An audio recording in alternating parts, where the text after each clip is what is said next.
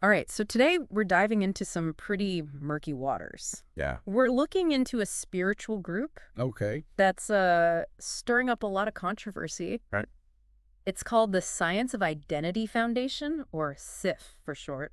They're also known as Czaitanii in Poland. Oh, wow. And they actually went by a different name before that, too. But I've got a ton of material to go through here. Uh-huh. Articles, personal accounts, even analyses of their practices. Sounds like they've had quite the journey. Yeah, they have. So give us the rundown. Okay. Who are SIF? Sure. And what's all the fuss about? Well, SIF was founded back in the 70s Okay. in the U.S. by a man named Butler. Okay. He's sometimes called a guru.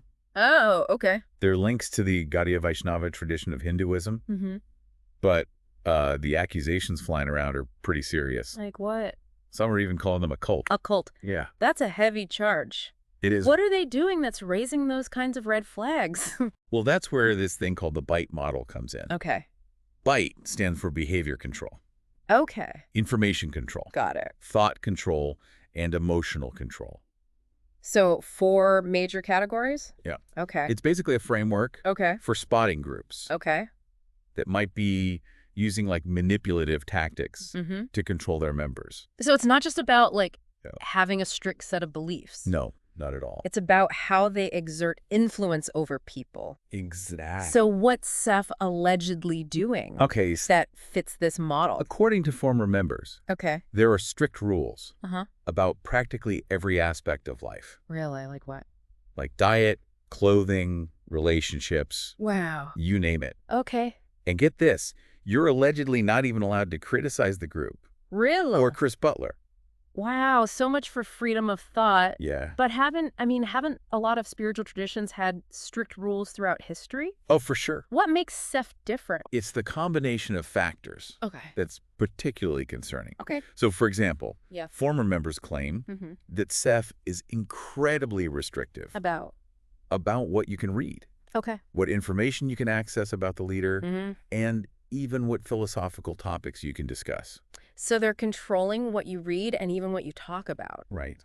That sounds incredibly isolating. It is. What could they possibly be afraid of people reading or talking about?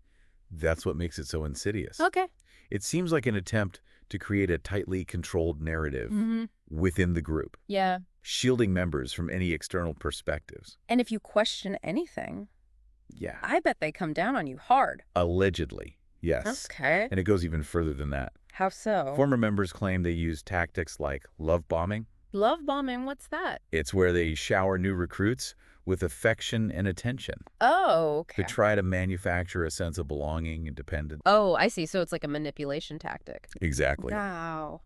They also reportedly employ neuro-linguistic programming, Oh, wow. or NLP, NLP, yeah? to subtly influence people's thoughts and behaviors Okay. through, like, carefully crafted language patterns. So you're saying they're not just telling you what to think? Right. They're potentially manipulating your subconscious as well? Yeah, potentially. That's disturbing. And when it comes to emotional control, Uh-huh.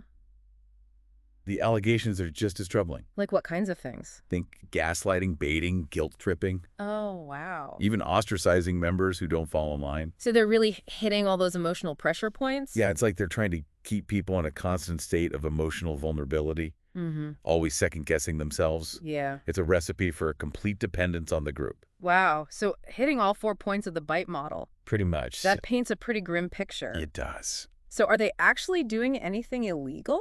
That's a good question. Yeah. What about finances? Yeah, finances are a huge piece of this puzzle. Okay. And it's something former members are particularly vocal about. What are they saying? Well, some allege being pressured to donate up to 10% of their income. 10%?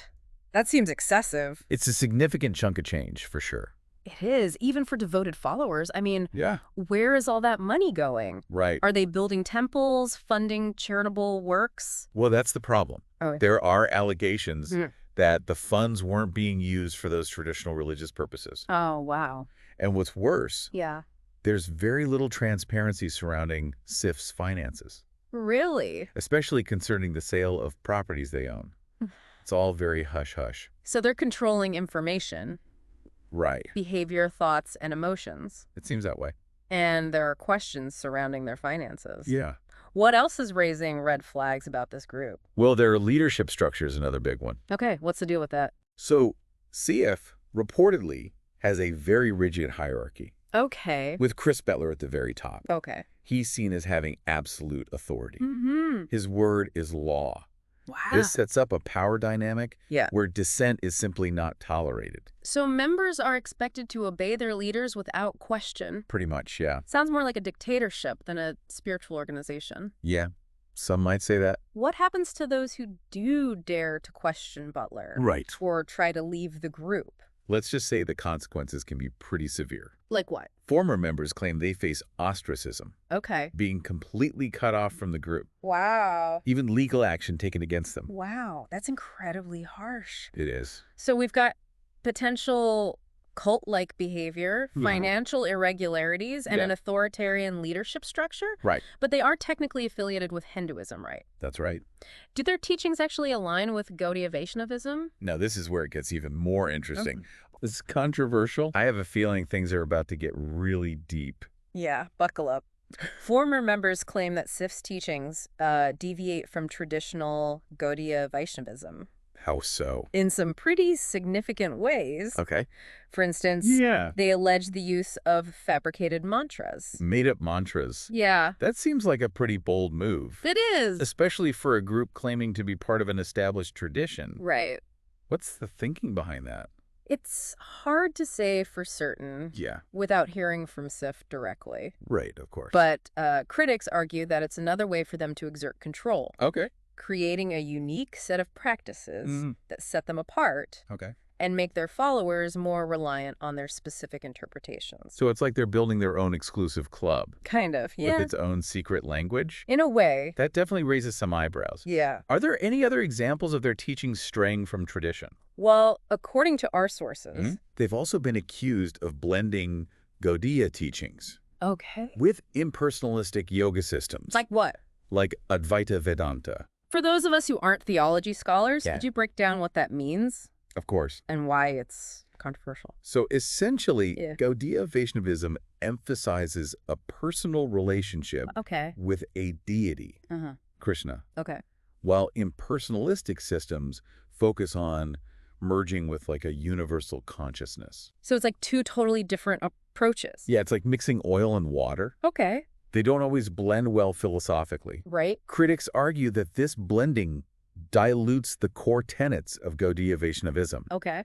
and creates confusion about the true nature of their beliefs. So they're taking bits and pieces from different It traditions, seems that way. potentially creating a hybrid system Yeah. that deviates from the original teachings. Right. It's almost like they're creating their own version of spirituality, Right. tailored to their own agenda. That's one way to look at it.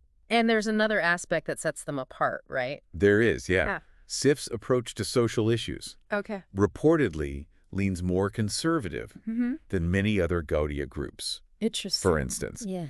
while traditional Gaudiya Vaishnavism generally promotes gender equality Okay. within spiritual practice, Right.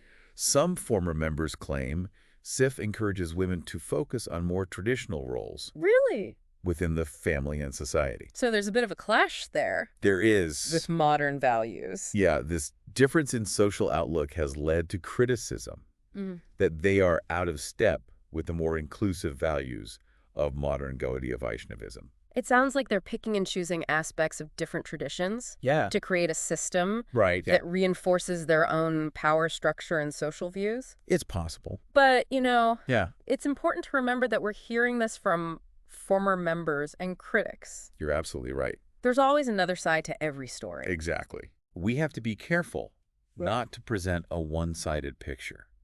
Of course. SIF undoubtedly has its own justifications Yeah, for its practices and interpretations of Gaudiya Vaishnavism. for sure. It would be fascinating to hear from current members I agree. and understand their perspectives. Yeah. Perhaps they see these alleged deviations as enhancements or refinements Yeah. of traditional teachings. Exactly. Maybe they feel that SIF offers something unique and valuable that they couldn't find elsewhere. For sure. It'll be interesting to know what draws people to this group, Yeah. what keeps them there. What do you think? Well, I mean, based on what we've learned so far, Yeah. I mean, what strikes me is the complex interplay Okay. between faith, belonging, and authority. Right. People are often drawn to spiritual groups For sure. because they're seeking meaning, Yeah, purpose, or connection. absolutely. And society, with its structured lifestyle, clear hierarchy, and charismatic leader, Yeah. might appear to offer a sense of certainty Right. and stability Mm-hmm. in an uncertain world. It's that age-old human need for belonging, Yeah. for feeling like you're part of something bigger than yourself. Right. But as we've seen, Yeah. that yearning for connection can sometimes make people vulnerable Mm. to manipulation, Right.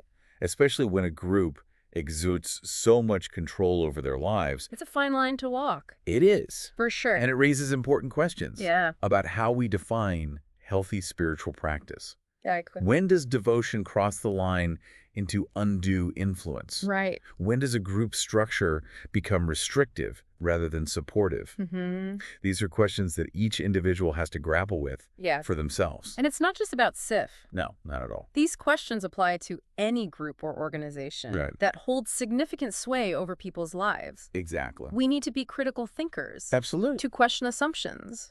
Mm-hmm. To be aware of the potential for manipulation, Yeah. even when it comes from a place of seemingly good intentions.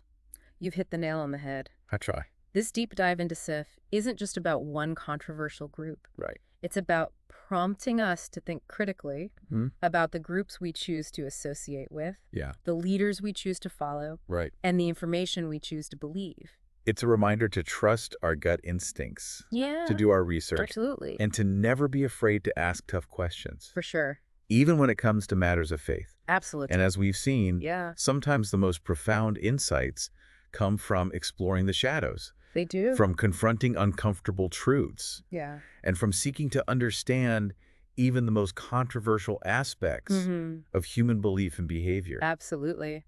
We've covered a lot of ground today, We have. from the bite model to financial allegations, Mhm. and from doctrinal deviations to social controversies. A lot to unpack. But what does it all mean for our listeners? That's the big question. What's the takeaway from this deep dive into the world of SIF? It's not about reaching a definitive judgment Okay. on SIF or its members. Okay. It's about sparking curiosity, encouraging critical thinking, Yeah. and empowering our listeners to draw their own conclusions. We've given them the pieces of the puzzle, Right. the information from our sources, Yeah. and the analysis based on our expertise. That's right. Now it's up to them to decide what resonates, what questions linger, Right. and where they want to explore further. This whole deep dive has really been about peeling back the layers, hasn't it? It has, yeah. We started with those surface-level controversies. Right, the accusations of cult-like behavior, Mm. the financial question. Yeah, and the deeper we went, Yeah. the more nuanced it became. Exactly. It's like we've been piecing together this complex puzzle. Yeah. And even now, there are still missing pieces. Oh, absolutely. We've explored the group's history, Mhm. their practices, their teachings, Yeah. and the experiences of those who have been involved. Right, exactly. But as you said, it's not about passing judgment. No, not at all. It's about understanding Precisely. the factors Mhm. that might draw people to a group like SIF. Yeah, Understanding the potential risks involved, right. and understanding the broader implications for how we think about belief systems and authority Yes. in our modern world. In our modern world, exactly. And that's where our listeners come in. Yes. You've heard the information. Right. You've listened to our analysis. Uh-huh. Now we challenge you to take it a step further. What do you mean? Go beyond the headlines. Okay. Delve into the source material. Right. Seek out different perspectives. So do your own research, basically. Exactly. Talk to people who have been involved with SIF, Oh, both former and current members. interesting. Listen to their stories, understand their motivations, and see if their experiences align with what we've discussed Yeah. or offer a different viewpoint. Right, get the full picture. Don't just accept what you hear at face value. No. Ask those tough questions. Like what kinds of questions? What resonates with you? Mm-hmm. What raises red flags? Okay. What makes you curious to learn more? Got it. Let your own critical thinking guide your exploration. Because ultimately, Yeah. this deep dive is about empowering you, Right. the listener, Mm-hmm. to become a more informed and discerning individual. It's about giving you the tools Yeah. to navigate the complexities of belief, Yeah. belonging, and authority. Absolutely. In a world where those lines can often become blurred. Very easily. It's about recognizing the power of belief, both for good and for ill. For sure. And understanding how easily that power can be manipulated or exploited. Absolutely, yeah. So as we wrap up this deep dive into the world of Sif, Yeah. we leave you with one final thought. What's that? Keep questioning, keep exploring, Mm-hmm. and keep seeking a deep understanding of the world around you. That's the true essence of a deep dive. I like that. It's not about reaching a final destination. Okay. It's about embracing the journey of discovery. And on that note, we'll wrap up today's deep dive. Sounds good. Thanks for joining us on this exploration. Appreciate it. Until next time, Yeah. stay curious